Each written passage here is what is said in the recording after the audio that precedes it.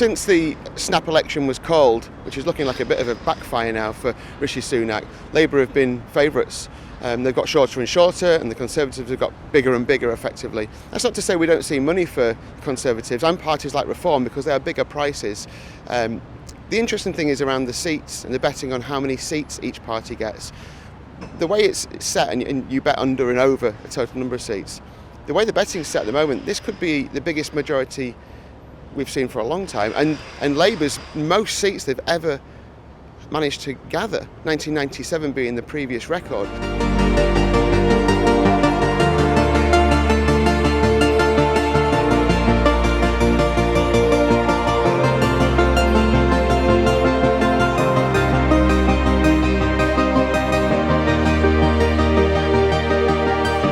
For the Conservatives, the way it's set, over and under 100 seats, it's, you're looking at record lows there.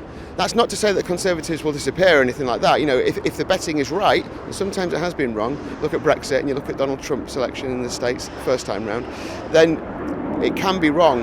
But it's so far between Conservatives and Labour at the moment. What we're seeing, according to the betting, is a big Labour majority. Conservatives is the second party.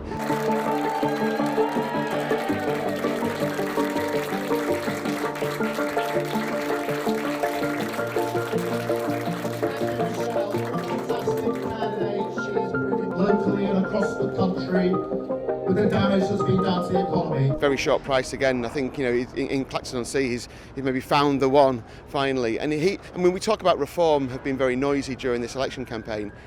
It's Nigel Farage, isn't it? Personality politics. It's Nigel Farage who's made the noise. The Reform Party has effectively been kind of shrouded in controversy a lot of the time. So yeah, very short price to win that seat. Like you say, 8th time lucky it will be. Obviously he's been a European Member of Parliament, but to finally get that seat as an MP, then very short price. The interesting thing is we're getting lots of requests to see whether he could be a future Prime Minister. We've seen maybe stranger things happen.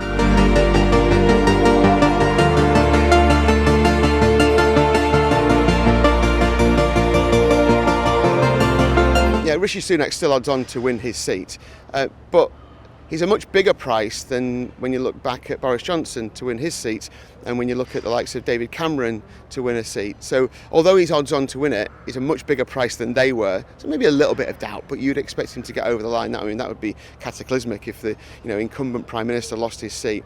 But there are a lot of other names that we've become very familiar with. The likes of Jacob Rees-Mogg, Jeremy Hunt, Grant Shapps, Penny Mordaunt, Liz Truss, all odds against in their constituencies, and what that means is that someone else is favourite, and so they're a reasonably big price to retain their seat, which suggests, and like I say, the betting isn't always correct, but it suggests that they won't be MPs.